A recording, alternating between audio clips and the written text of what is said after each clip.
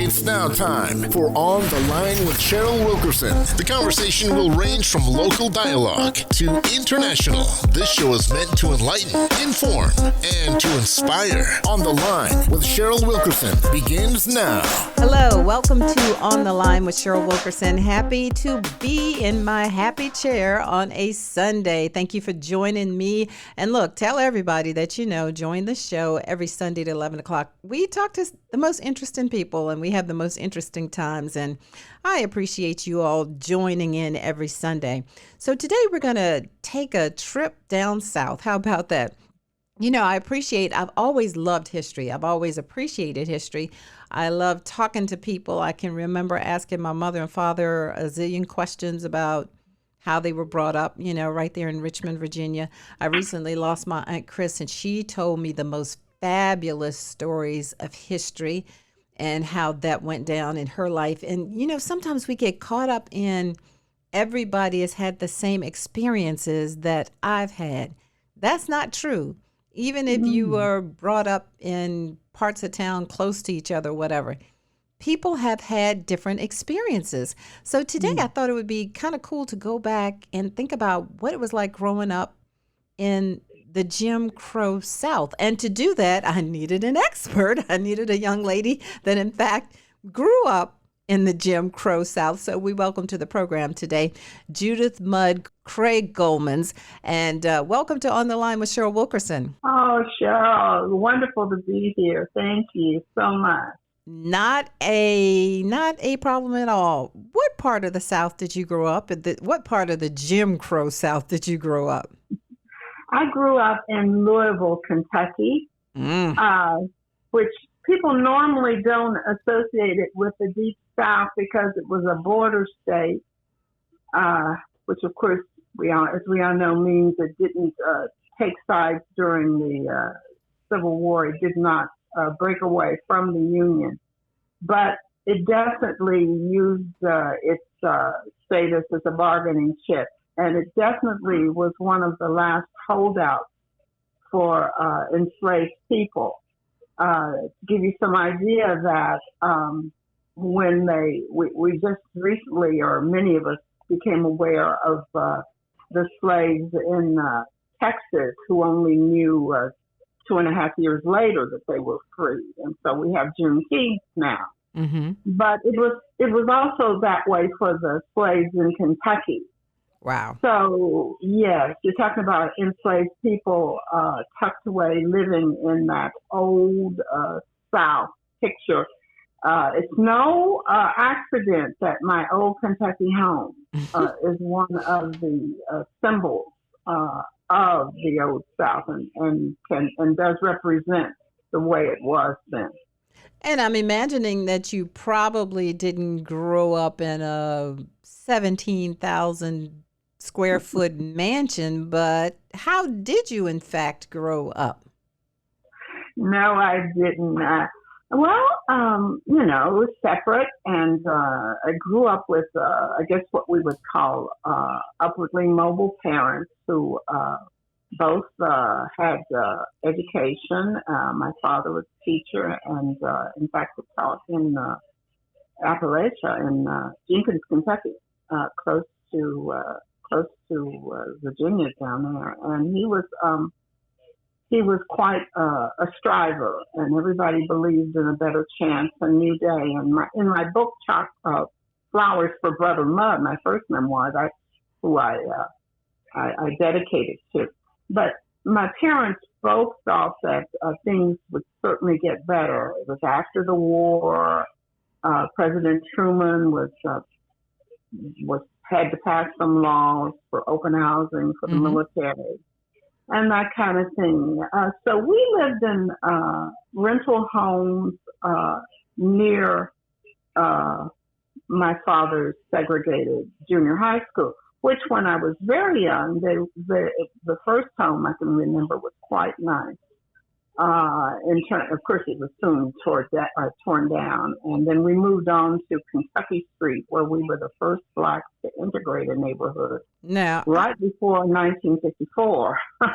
the first to move into the neighborhood. Now, we recently had a story this week or the other week about a black family getting their house appraised, and the appraisal people come in at some crazy $300,000 or $400,000, and then after they remove the fact that they're black from it, it appraises at $700,000. So I cannot imagine the stories you're about to tell us about being the first black family in this neighborhood. Yes. It was just maybe 5 blocks away from where we had been living. Now we're talking about what turned out to be industrial Louisville. So there were only a sprinkling of blacks in that part of town anyway. The blacks who really were doing well, in quote marks and moving up, were in the West End. Mm-hmm. For example, Muhammad Ali lived in the West End. Okay. So if you were a black, you wanted to live in the West End. Mm-hmm. But we lived in the East End, so there was a little black world, and in fact, in a place called Smoketown, where they used to smoke meat. Smoked meat? Yeah, Smoketown. Okay. And there are other smoke towns in Pittsburgh and in other places, but this is in Louisville. So anyway, we were the first blacks on Kentucky Street. And I always was this child who had this sense of poetry, and I was a dreamer. And I thought, that's pretty cool, living on Kentucky Street and we're in Kentucky.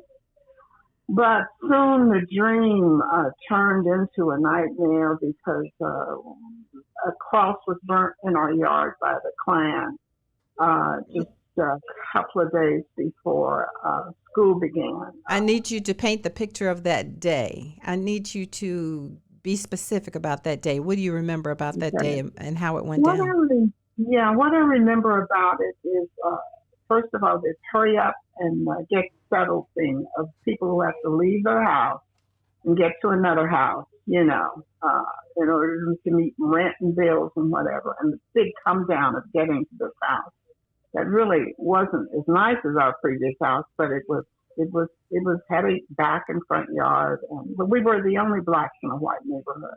But before you moved in, as a child you may not have known, but did you hear your parents say that people were not pleased that you were going to move into the neighborhood? Yes. Did you hear your parents talk about concerns about that?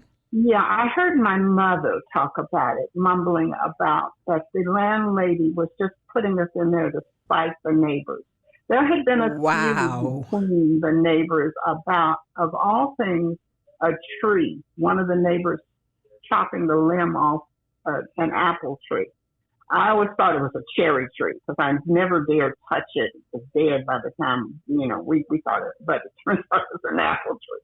But anyway, we were accepted. We were there, and we would stay to our own, keep our own, but stay to ourselves. And, of course, in those days, children looked like they had been pressed and washed, so well. And we and our hair combed, and we were just little ideal mud children.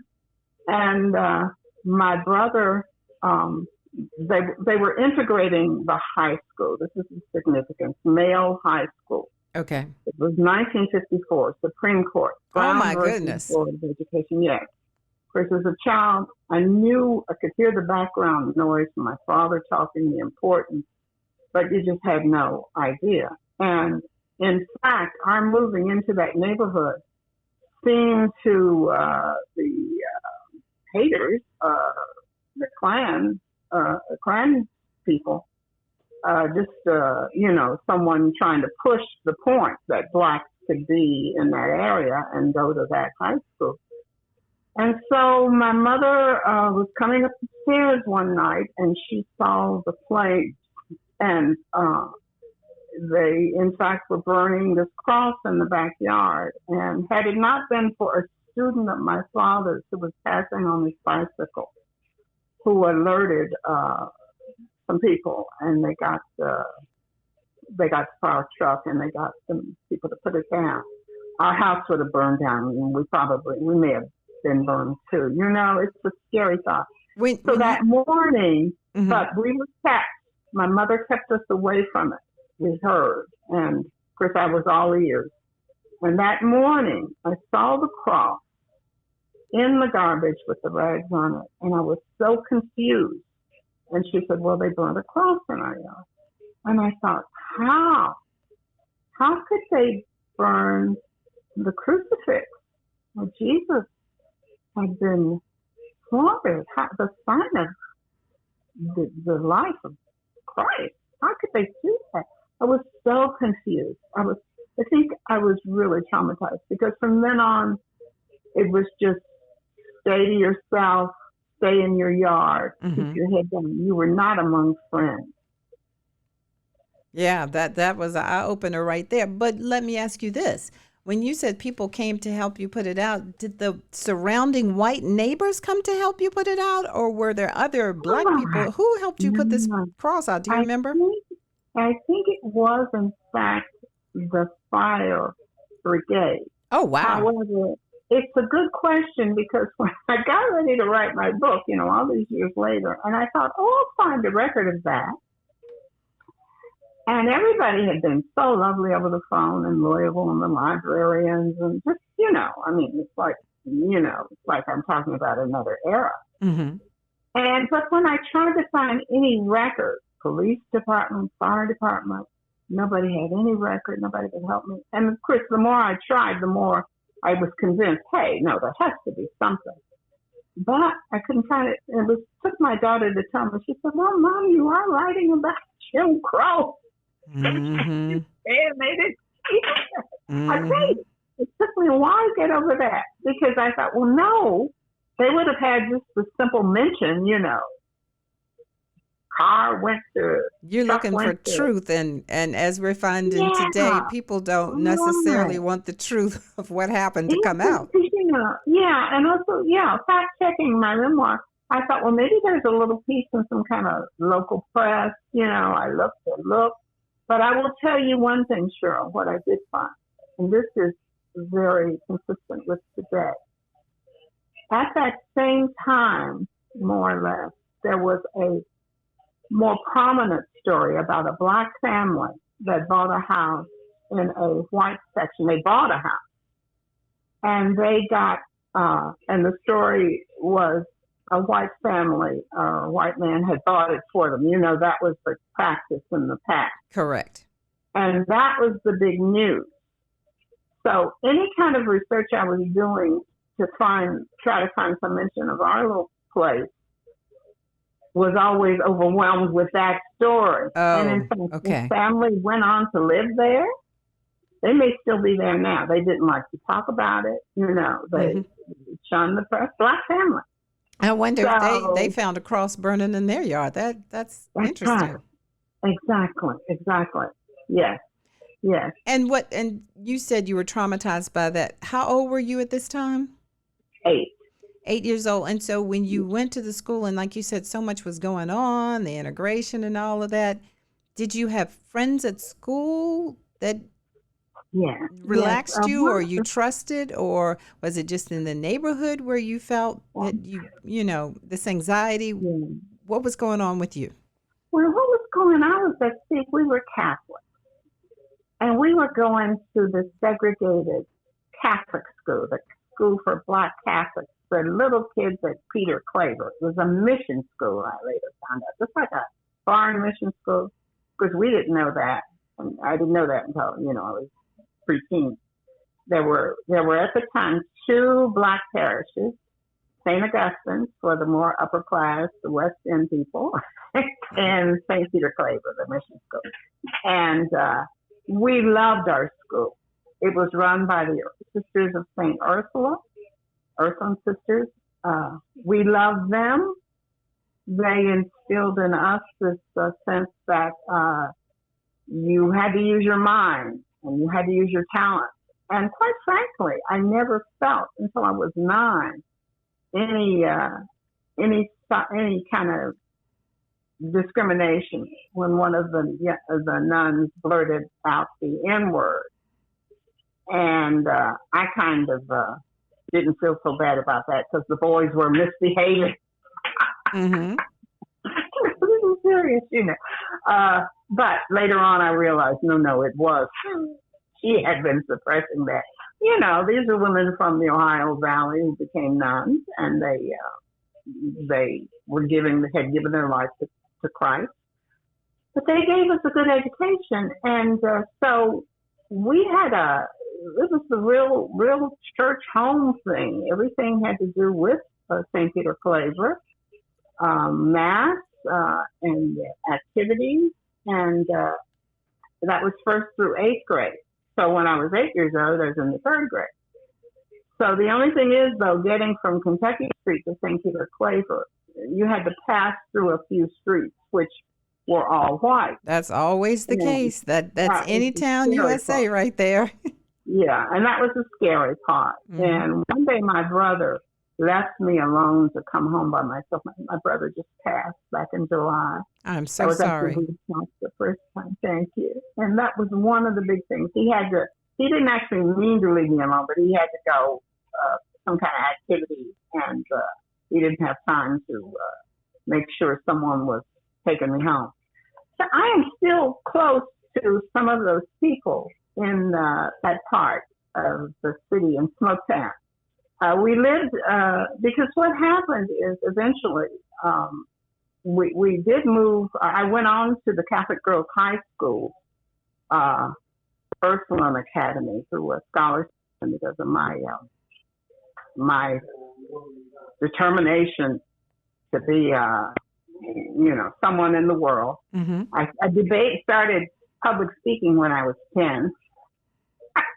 Okay, you were on a mission for real. Yeah, I was like, hey.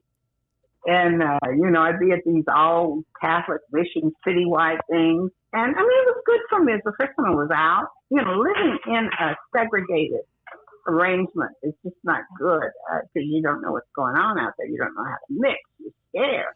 That's an interesting statement right there. Let's put a pin in that. That's because there were others that say, no, it was a time that we looked out for each other. We took care of one another. We didn't worry about, people backstabbing us or whatever. We were truly a family. We were truly a village. What do you say to someone that might say that to you? Yes, and sometimes I feel that way too. For example, when you needed a babysitter, if you had a child, there was always someone in the neighborhood who took care of the children, Mm-hmm. There was, and so, but what I say is it feeds into itself. People stay in it because it's comfortable, and they bring the good as well as the bad into the neighborhood. So, no, I don't have too much time for that. In fact, I think it breeds tribalism. That is that we tend to say, well, we're all black, so it has to be black, and this is the way blacks do it.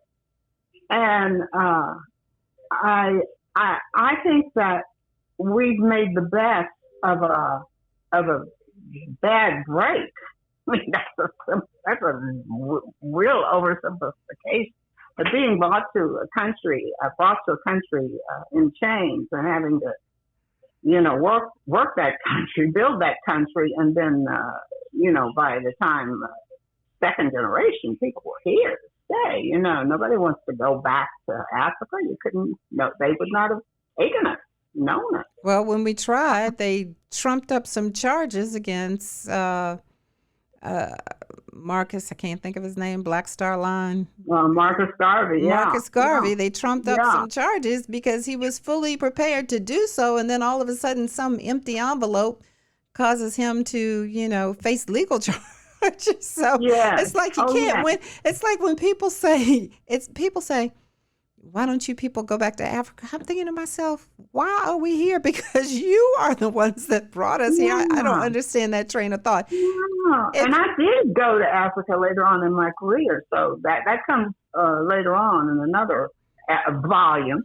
But So to answer that, to speak to your point, while it was scary to get out of the comfort zone of my community, it was so eye-opening. I wouldn't have known so many things.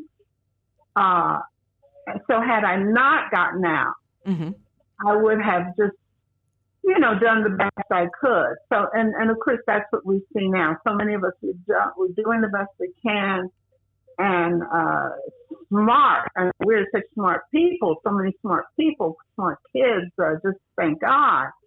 But you have to be opened up. You have to have the chance to experience. So I'm very, very, America is, in my opinion, and I think it's what we call it is what I call a swim in the mainstream nation.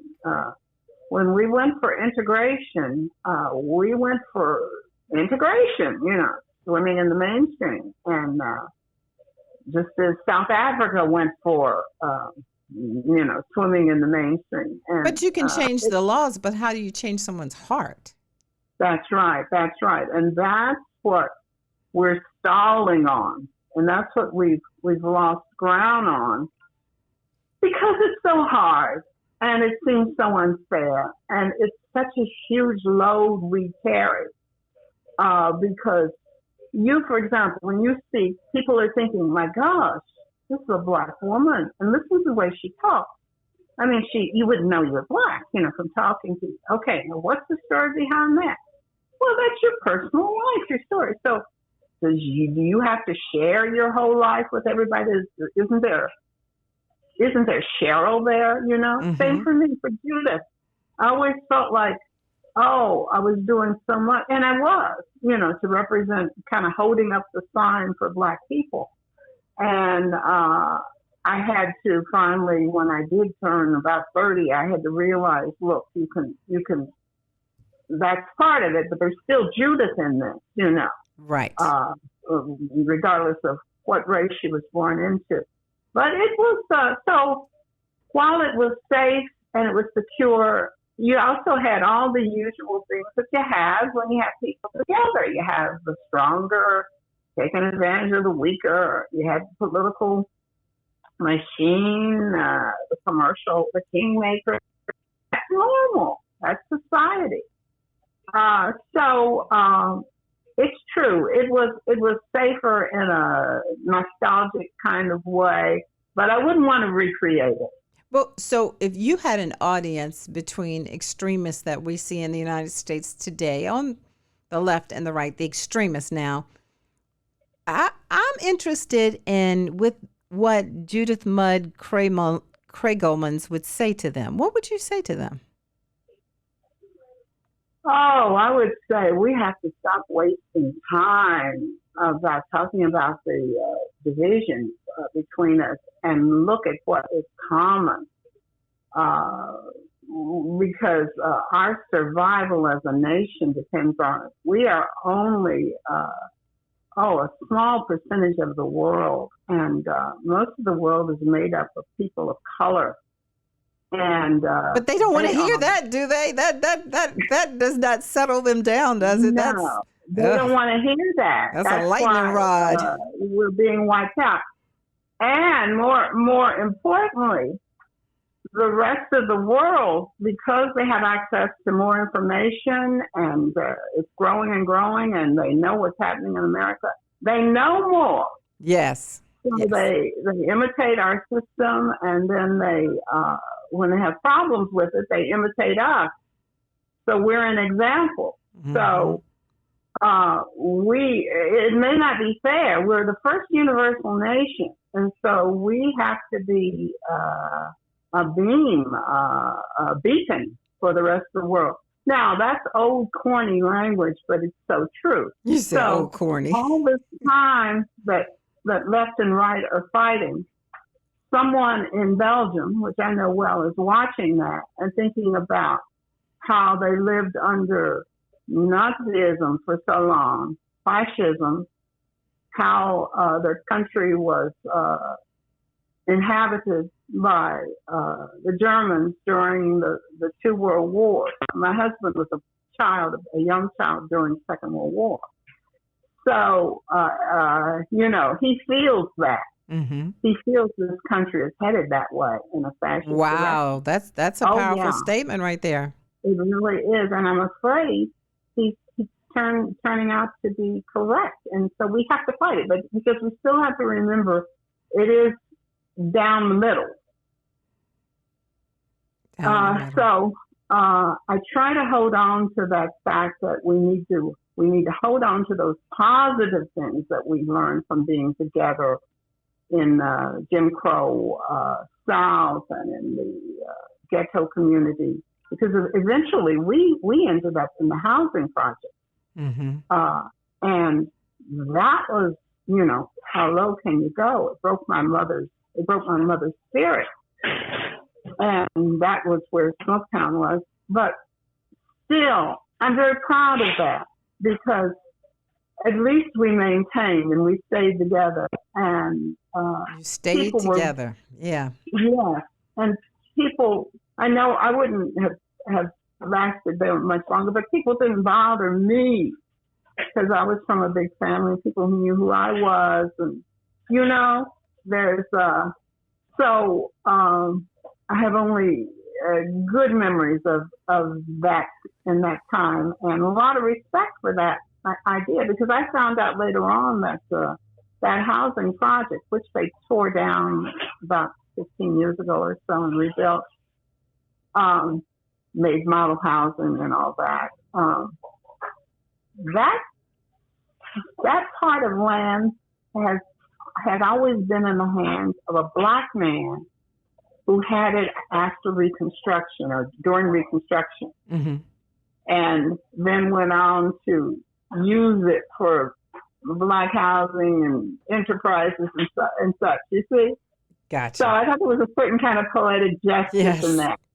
Yes. We are running out of time, but I want you to tell everybody about what you have going on, any new projects you have, as well as your social media handles. Oh, yes. Please go to judithstory.com to hear more about me. And my books are Flowers for Brother Mudd. And my latest book is Chocolates for Mary Julia, Black Woman Blazes Trails as a Career Diplomat. One of the first black women in the Foreign Service, right? Yes, in the Career Corps, yes. And there are stories. I do not shy away from telling the difficult story, although I do not also hold back on the joys and the fascination of that kind of life, which I hope other young people and people of color, black people, will give it a try. Without giving away the book, when you say you don't shy away from the hardships, when you were actually going through those hardships, did you let people know within the Foreign Service? Did you let them know then? Yes. You did? Yes, I did. Okay. And I think I'm maybe the first one who actually did, and it gave the EEO office a run for its money. And I allude to that in the book. Wow. Judith Krijgelmans. She is the child of educators. She grew up in public housing in the Jim Crow South, and that's what we have been talking about today. We talked about the house being burned down. We didn't even talk about the dog was poisoned, right? That's right. That is just horrible. But again, I want you to tell everybody she has emerged. She was one of the first black women in the Foreign Service. She was a Fullbright scholar, and she is an author out here. And if you would like to read more of her works, well, go ahead, Miss Judith, and give those books again, please. Oh, it's Flowers for Brother Mudd, One Woman's Path from Jim Crow to Career Diplomat. And the new book is Chocolates for Mary Julia, Black Woman Blazes Trails as a Career Diplomat. Thank you so much. It's been an interesting half hour speaking with you and just taking my mind back. Like I said, I enjoy hearing the experiences, the life experiences of other people. And you hit it dead on the head today, because I'm just imagining myself as an 8-year-old and I'm in this all white neighborhood and my house has got a cross burning in the backyard. I can't imagine. So it has been a wonderful trip today. How in the world can I say thank you? Oh, Cheryl, thank you. I am wishing you much success, especially with the new project, the new book that's coming out. And please keep my number. And again, thank you so much for being my guest this morning on The Line.